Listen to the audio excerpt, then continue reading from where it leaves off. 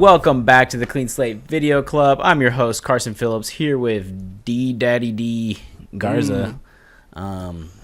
Yep, also known as Dead Moose 5. Why did you go by that? I didn't go by Dead Moose 5. That was his handle on Dead Moose 4 was my illegal handle websites on Instagram. On Omegle. Omegle is crazy. We're back with another night of 31 nights of Halloween. This is what? We're almost done. We got 3 more nights after this. That makes it October 20. I don't know. I'm trying to find this movie real 9th. 28th. It's the 28th, I think. Whatever day it is. We've watched a lot of movies this month, and this one's pretty cool. This is another Halloween film, kind of horror adjacent film. Mm-hmm. What movie did we watch? I honestly we watched The Cabin in the Woods, another 2011 film. And we watched Cabin in the Woods. This is another 2011 film. It's kind of iconic, I think, at this point in some ways. Yeah. I'm surprised we never watched this. Mainly for the pod. Yeah, it's been. I feel like we would have talked about this. Chris Hemsworth, I think, is the reason why people remember this movie. I really think that's the only reason. Yeah. That, and then some of the plot is really unique. But I like this movie. I think at the time when it came out, I don't remember loving it.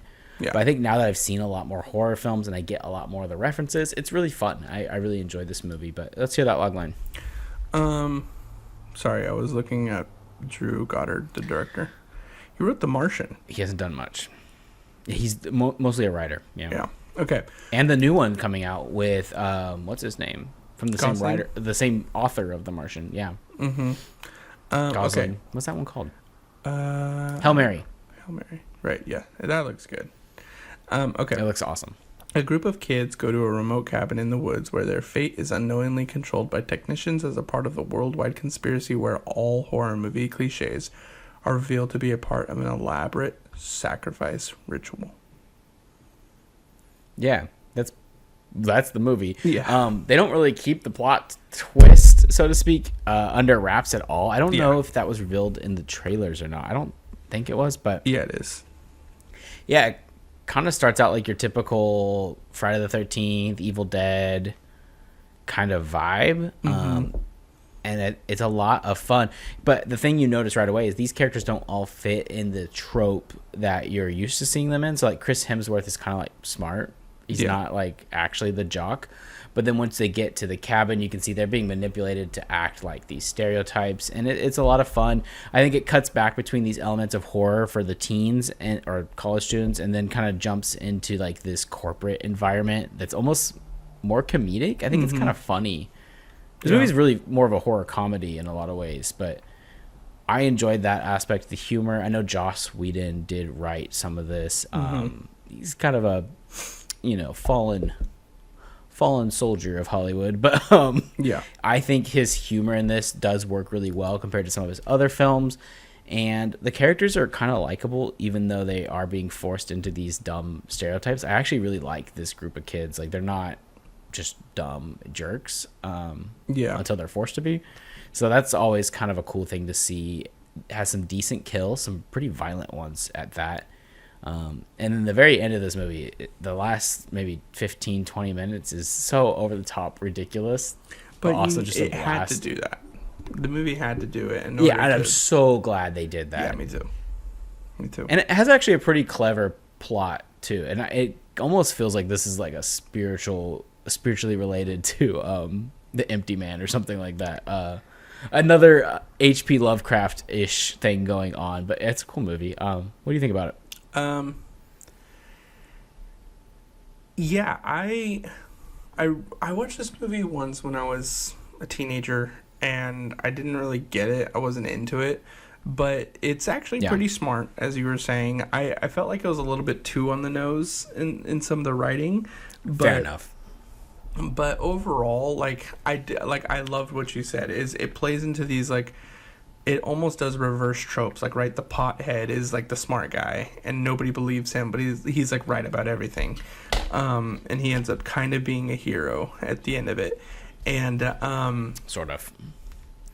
And so I think it was besides that the CGI doesn't hold up, I loved that the CGI is egregious. Yeah. I love that it implemented all the like crazy horror characters that we all know and love at the very end, and it like you even get like a Hellraiser reference. Yeah. Like it's pretty cool. It's got a very horrifying mermaid. It's got very good comedy in it, like you said, and I love what you said also. I mean, I'm just kind of copying what you say now, but like I love that the characters aren't they're like wholesome characters. Like sure, they're like teenagers still that like, you know, are alcohol, marijuana, and sex type things, but they're not like the degenerates.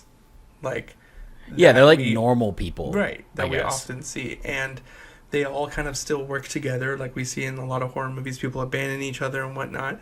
But yeah, I think that this movie was really smart. But at the end of the day, I think the on the nose hurts it a lot for like.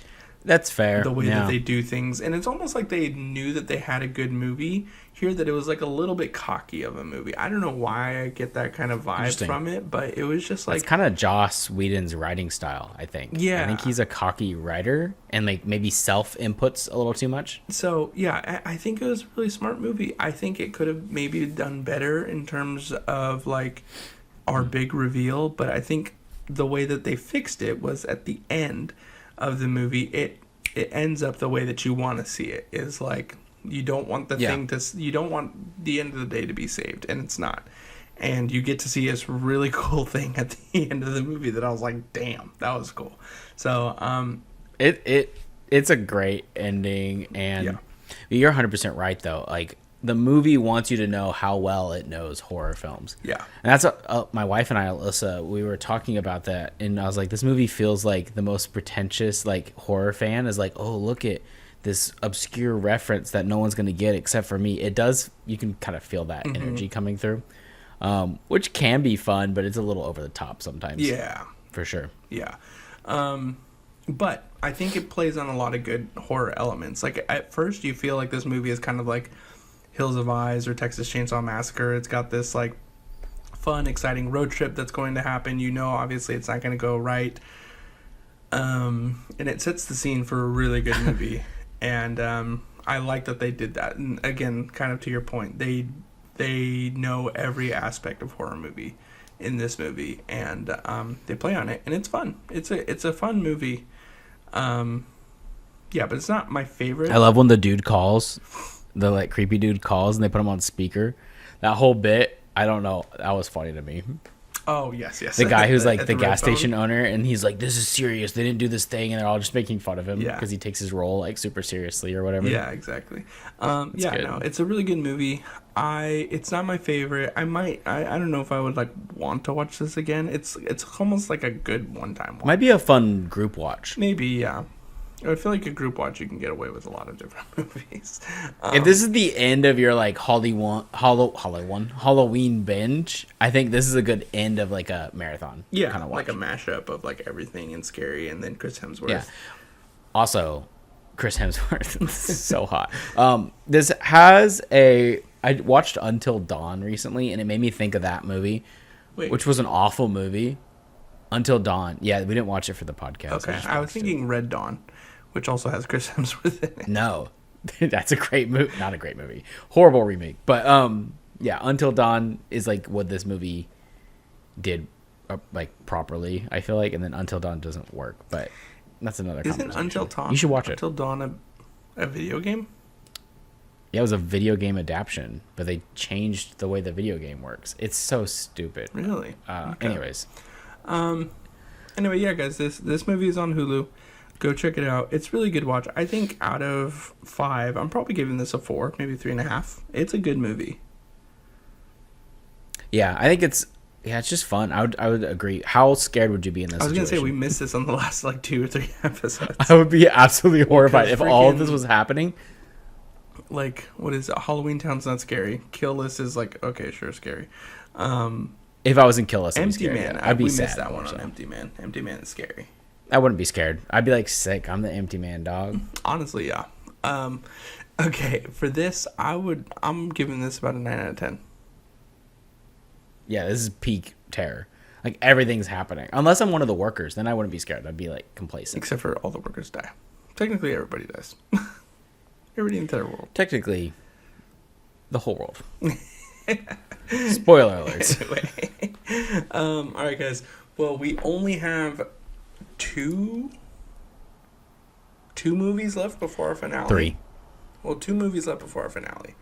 And we are doing and maybe some finale. bonus for the finale. Guys, you'll want to stick around. We were packing in a lot of things here at the end, but we're excited. We always kind of get to like this point where we don't want it to end, so we just jam pack more movies in it. We have like Stockholm syndrome for watching horror films. Well, it's like this big build up. We plan it for about 2 months. And then all of a sudden, we're just going through it. We're workhorsing through it. And we're like, ugh. But by the last couple of movies, we're always like, dang it, we're ending. We have to wait a whole another year to do this. Anyway, guys. We only watch horror films in October. I do have some horror fatigue, though. Yeah, I'm ready to watch like a nice drama. I am hiccuping so bad. It's late. I need to get to bed. Anyway, guys. You need to get to bed too. Go follow us on our socials. Go follow us on TikTok, Instagram, even though we don't post on TikTok right now. Pinterest. Go follow us on our Pinterest and go follow us on our MySpace. And our YouTube, guys. Go turn on the notification bell so you get notified. We are a new brand now. We are changing up the way that we're doing things. So you'll want to stick around for how we go through the rest of our season because it's going to be different. And it's going to be fun. Ooh. A little teaser. Anyway, guys, thanks for sticking around. Go subscribe to the club and be kind, rewind. We will see you tomorrow. Peace. Peace.